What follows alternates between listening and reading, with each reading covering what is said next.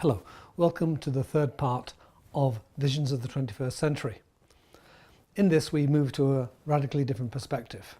Instead of looking at the crisis of the 21st century simply materialistically, in terms of wars, economies, ecologies, divisions and political situations, we're going to look at the emerging metaphysics to see if a new view of consciousness is possible.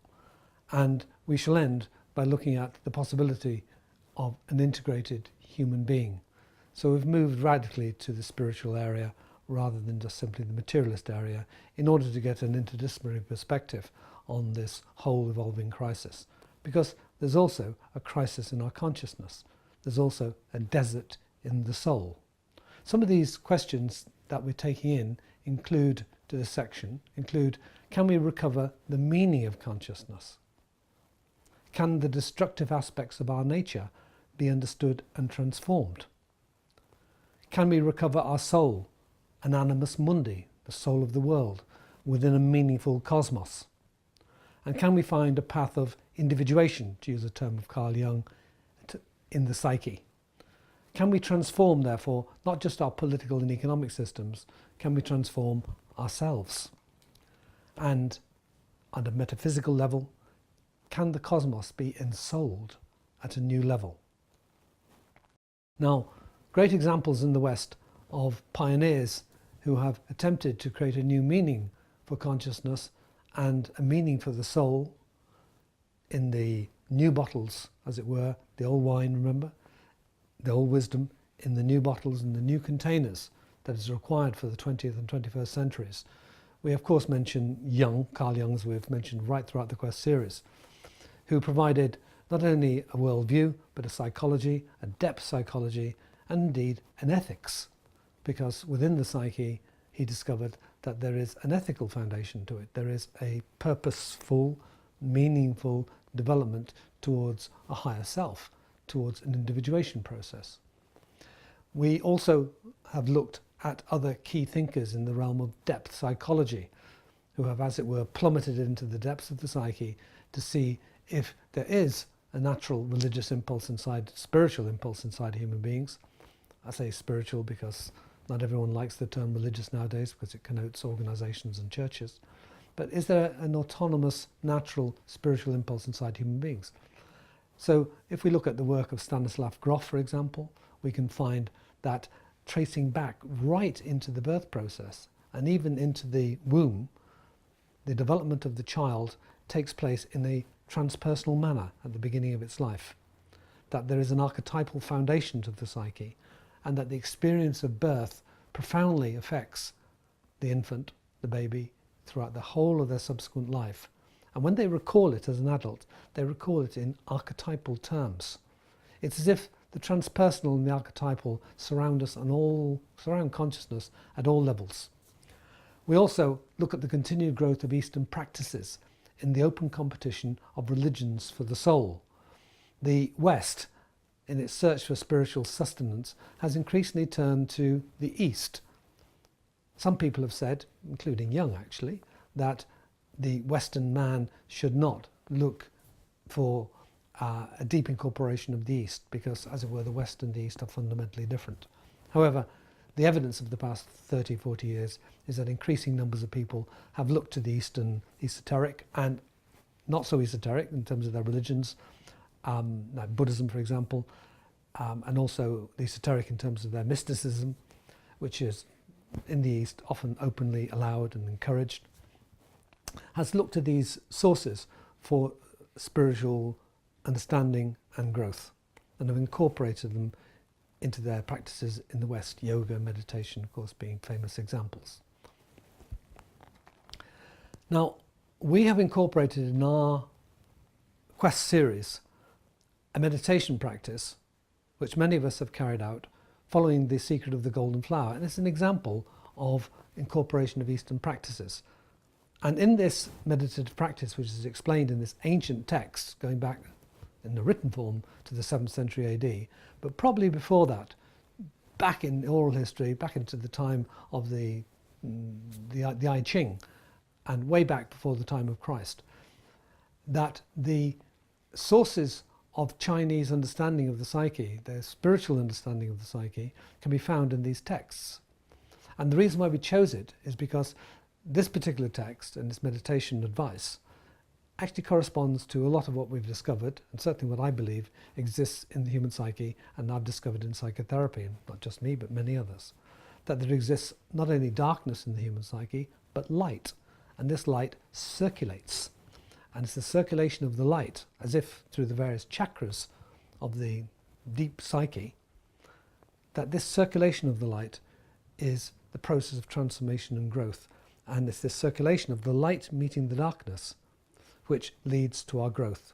So there's an incorporation of the darkness, and there's a meeting with the light, as explained in The Secret of the Golden Flower, and it's aided by meditation practices. So that is an example of how Eastern, Oriental, ancient wisdom can be attached and incorporated and integrated with the findings of depth psychology in the West. Now, there are 4 diagrams which you can see on the accompanying slides, which are taken from Richard Tarnas, who wrote that book we studied called The Passion of the Western Mind. And in it, in some of his later writings, in these diagrams, he uses a simple diagrammatic explanation for what has happened to the soul, or the self, in ancient times as it moves into the modern world. And he portrays the self, or the soul, as an open system connected in a participation mystique with the rest of the nature and the world and the cosmos. It is, as it were, porous. It allows the outside world in. The outside world is animated in terms of archetypes, in terms of sacred meaning, in terms of numinosity. Gods and goddesses may be everywhere in very ancient peoples, and these are become part of the psyche. Likewise, those parts of the psyche which are felt intensely filter out into the world and are projected into the world. The human being therefore exists in some form of participation, some form of unity with the world.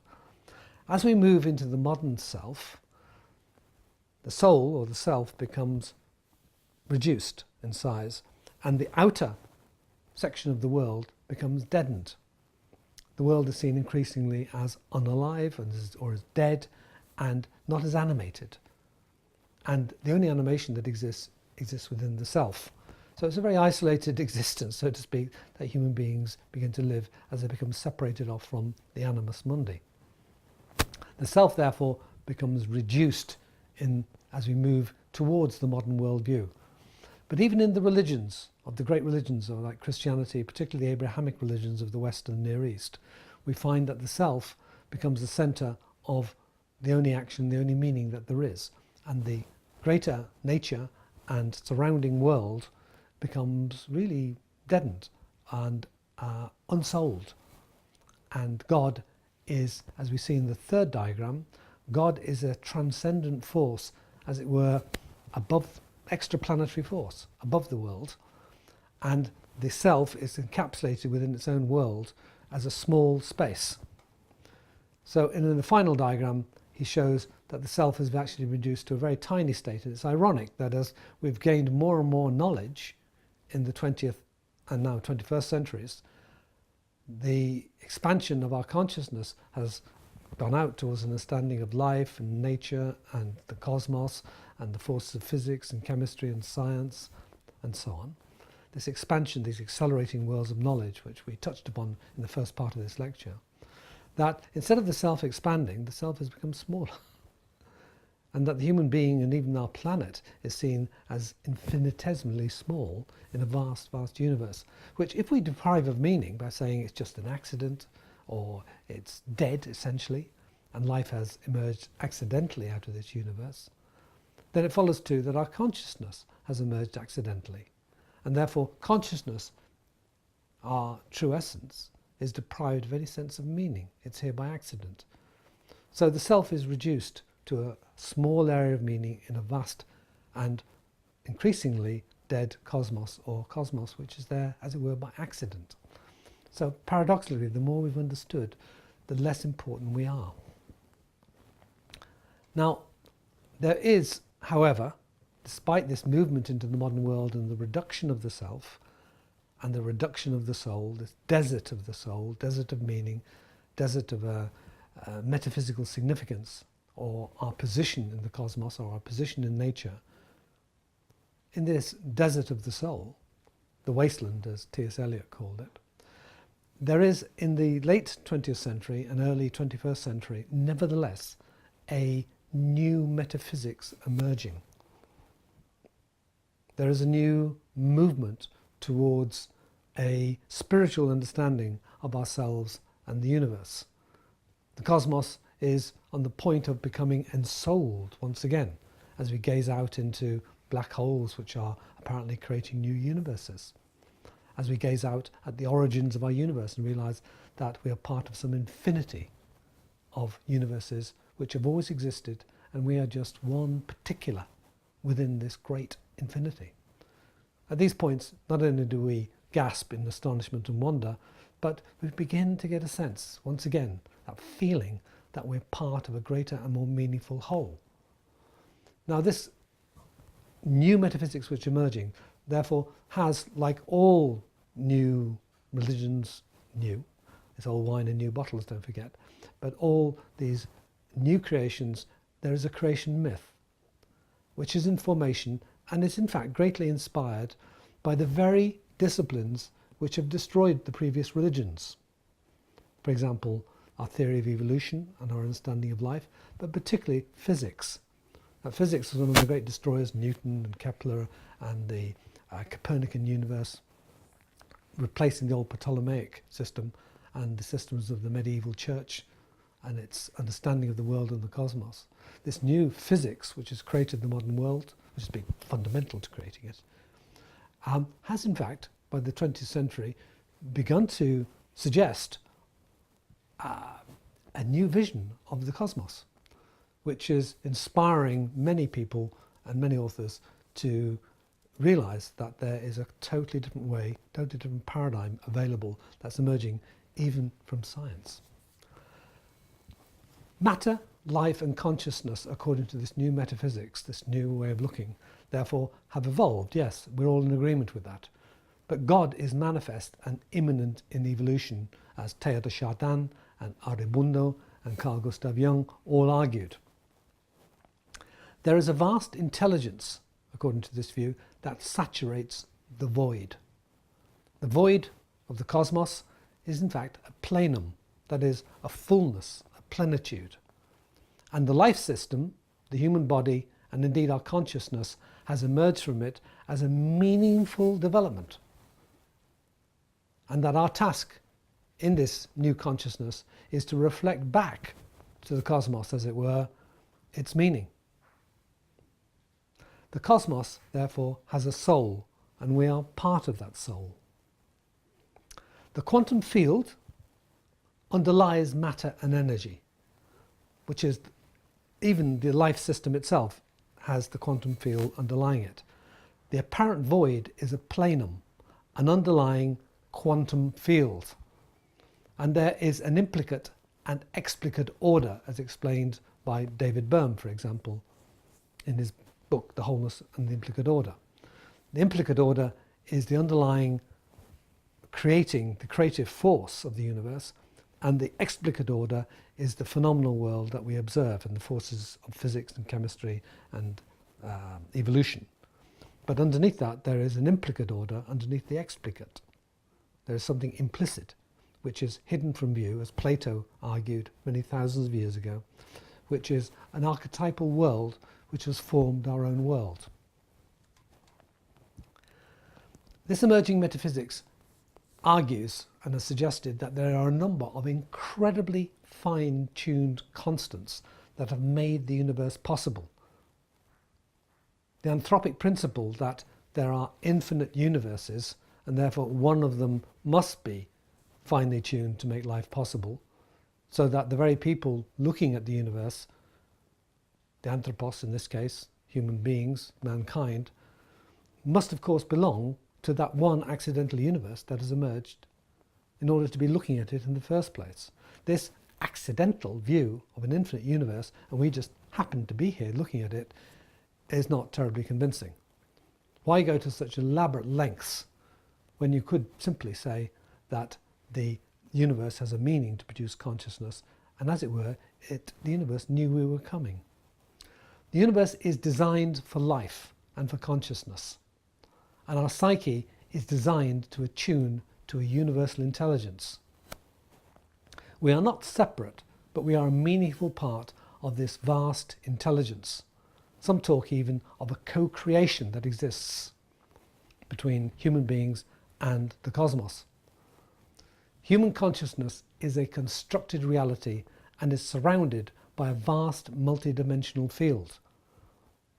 The space-time causality coordinates, space and time and causality, as discovered by Kant, are in fact a priori categories, that is, they exist in our consciousness. They're not the reality of the world outside of us. They are the way we interpret the world and get our meaning from it. The hologram, another example of this emerging metaphysics, is a metaphor that describes the appearance of the universe out of another order entirely. According to this viewpoint of this emerging metaphysics, human consciousness has separated off from the greater self. We took Jung, for example. The consciousness has separated off from the greater unconscious, or the great mother. If we took McGilchrist, in his wonderful book, The Master and the emissary consciousness has separated off and thinks it's in charge of things, thinks it's king, or the master, whereas in fact the greater master, in Jung's terms the unconscious, in McGilchrist's terms the right-hand side of the brain, is in fact the part that gives its gestalt and gives the total meaning and gives it the context of things. That's what gives us our sense of meaning. Whereas the left-hand side of our brain, so given to analytics and therefore science and so on, is in fact not the area of ourselves which gives us our meaning. The modern world, according to this viewpoint, therefore, has increasingly just simply become more conscious or entered into the left-hand side of our brains, and therefore interpreted the world, the universe and ourselves from that limited point of view of the left-hand side of our brain, which is coldly analytic, unemotional, unintuitive, does not see the gestalt of things, and only breaks things up into their component parts to try and understand them. But of course, while that's a useful method, it only gets you so far. There comes a point when you need a greater viewpoint. Our consciousness consists of therefore different dimensions. Of course, it consists of instinctual dimension, the unconscious, consciousness itself, as it were, our higher awareness, but also there is a higher consciousness, which has been called the transpersonal. We have a purpose in relationship to the universe, according to this new metaphysics, to develop our consciousness, respect our planet, and unite with the cosmos, and reflect back its meaning and become one with it. The universe seeks to be fulfilled through us. We are in the transpersonal realm, that is the archetypal numinous realm, at the beginning and the end, but in the middle, as it were, we are in this conscious, separated state. In this emerging metaphysics, the gods are projections of ourselves. The plenum, this vast energetic field of the cosmos, is personally invested in each individual, because it's personally invested in this precious, miraculous development of human consciousness, or indeed non-human consciousness that might be in other systems in other parts of the galaxy or the universe. This higher consciousness is the most precious product, the birth of this, the infant child, the precious birth of the cosmos. And the myth of separation and return, therefore, which is the fundamental myth of all religions and spirituality, isn't it?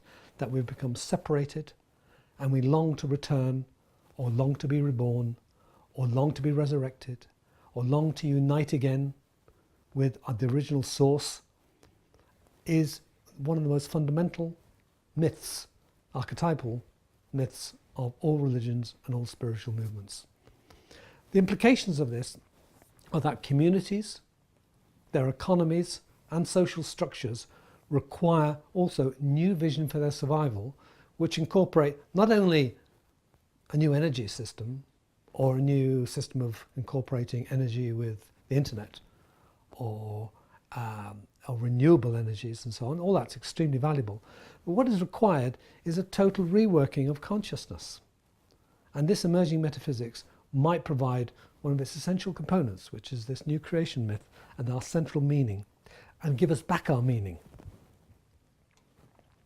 We are meant, according to this view, no mystery to many people of course, we are meant to love. We're not here as an idle, dead piece of matter who's accidentally evolved. We are meant to love, and love is part of the cosmos. The cosmos is a great destructive and creative process, but part of that is certainly love. And this is, for many human beings, the most important thing that they attain in their life. And certainly many human beings, when they die, look back on their moments of love as the greatest points in their lives. This realization that love is central to human existence, and in fact central to the cosmos. To have produced a creature who loves, to be attached and to be integrated with others, to come alive in a fully embodied reality is our destiny, not just collectively but individually. Family systems in particular are our biological precious foundations. This integration that we seek between different parts of ourselves stretches even to the animal kingdom and the earth. We need to integrate not only ourselves and be integrated with our communities and our economies in a far more harmonious manner, less warlike, less competitive and less aggressive. But we need to be integrated, of course, with the planet, and we need to be integrated with other life forms, and we need to be integrated as part of a system rather than think we're the dominating master who can destroy everything, even ourselves. In other words, a deep ecology becomes part of this new vision. We are meant, therefore, to integrate ourselves, our world, and everything about ourselves. There is an implied ethical system in this new vision. Washburn, he shows, from the point of view of depth psychology, a progress which I think Jung would agree with and many in the transpersonal field, a progress of the human being from an original oneness and then some primal repression developing inside human beings, typically at the age of 4 and 5, in the Freudian analysis, the latency period, which lasts maybe up to the midlife period when things become reassessed again in the human being and a new spiritual or integrated vision becomes possible after the midlife crisis. Washburn has explained this process, this process of integration, first of all separation from the oneness in our early infancy, and then our development of our ego, which is a separated state, separates from the unconscious. And as this ego develops and thinks it becomes master until it reaches the midlife period when it contemplates death or it contemplates its decline, then its mastery is questioned. And at that point, the ego may relinquish its apparent illusory dominance, and the greater unconscious and the archetypes and the world of the unconscious and the world of the spiritual nature of a human being may enter in, including love and including better relationship to other people, etc. So an integrated spiritual human being becomes part of the natural development of the human being across the life cycle. As it were, we start in this state, some transpersonal state, we separate off from it when our ego develops and we become this repressed human being who is separated from our essential selves, but our ego and our consciousness and our education and our cognitive development and our understanding, etc., have developed. But that is all developing, is it not, our ego? It's all developing our separated state. And often the child is told in its educational system, you need to do this for yourself, so you'll have a better job, so you'll have better education, so that you will benefit. It's all about the ego, isn't it? It's all about you, or me. The integrated human being is not existing at this stage in the majority of the world's educational systems. Now, therefore, the vision of an integrated human being across the lifespan, which includes spiritual components, is possible. In this new metaphysics, there is an implied ethical system which is inherent within the human being. This was shown most definitively and persuasively by Carl Gustav Jung, who showed and analysed throughout his many patients that in the world of dreams of many individuals, if not most, there seems to be some process, organic, natural, inbuilt process by which the psyche is pushing towards its own development and realisation and integration. A 5-part process is envisaged frequently, which is represented as the persona, the shadow, the animus anima, individuation and the self, as it were, stages of the development of the psyche. In the early stages, typically in therapy, depth psychotherapy, when we take a good look at ourselves and try and change, the persona is one of the first things we become aware of, how we present ourselves to the world, and how really that is not our real selves or our true self. Next stage might be the shadow. The examination of shadow is vital to understand a human being and ourselves.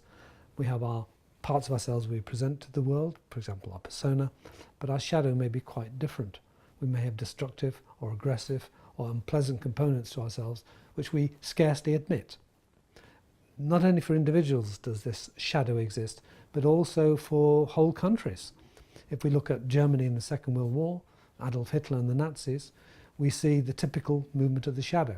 Some parts of the national psyche, in the social unconscious in this case, the national unconscious, humiliated and defeated after the First World War, yet wishing to become a narcissistically compensated opposite, the grandiose Superman, the Aryan Superman who can dominate, indeed exterminate other peoples, in which the shadow, the humiliated parts of ourselves, become projected into others, and then one can try and wipe them out or oppress them. In the case of the Nazis, we see a system of ethnic cleansing, which has existed also in many other parts of the world, but had a particular severity with the Nazis.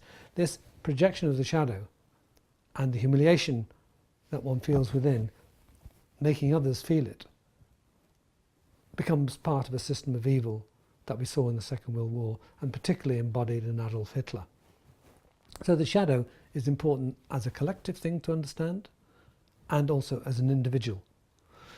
The next stage is sometimes represented in the Jungian stadial development, that is, development through different stages, as the animus and anima, when the animus, which is for Jung, was the masculine part of the woman, and the anima, which is the female part of the man, should be incorporated and understood.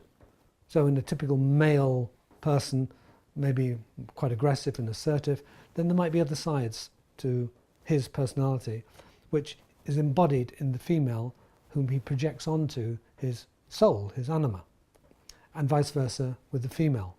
The incorporation of these unconscious parts of ourselves, which may be even contrasexual, different, as it were, gender components, into a more integrated human being who integrates these different components, who combines them in a more harmonious manner, was surely a complicated or disputed finding or proposition by Jung, but which collectively has had great implications in the Western world particularly, as the female parts of men have had to be integrated and the more masculine parts of women have allowed to be expressed.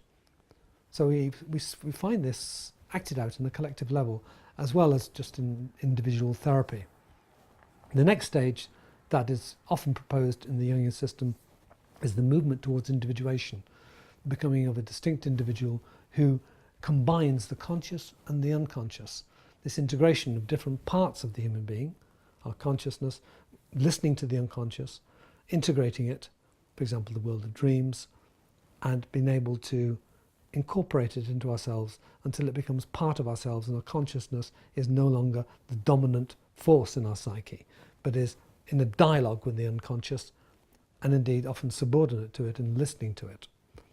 This individuation process, this combination, is a movement towards integration, and indeed typically in the last part of life, or the second part of life certainly, the movement towards the integration at the total level, the integration of the self, in which all the different components of the human being, you can see this for example in mandalas, where different parts of the system are incorporated in these beautiful circles drawn by Tibetans, for example.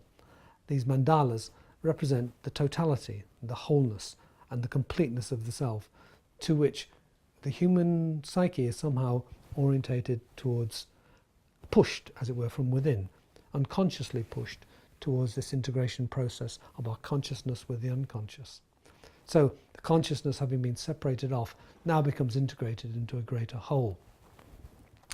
But finally, to end this Visions of the 21st Century, I would like to take a vision not of the 21st century, but one that was curiously incorporated, which is the dancing Shiva, but incorporated into the CERN laboratory as a gift from India, which is of the dancing Shiva, which shows a great circle, which is the space-time continuum of the cosmos, and the hair of the yogi, who is the dancing Shiva, stretching out to the edges of the cosmos. That is the act of contemplation and the act of consciousness stretching out to the beginnings of our universe and the full extent of our universe, which we've seen also in modern science as well as in contemplation and mysticism. The multi-handed dancing Shiva, the drum and the fire, bringing life into existence and destroying it. The other two hands, one sign of acceptance and the other pointing elegantly to the poise of the feet of the dancing Shiva, of the legs, which are, one leg is balanced on the mighty dwarf, which is the ego. The ego, therefore, is subordinate to the greater self, who is connected to the cosmos and who is a totally integrated human being.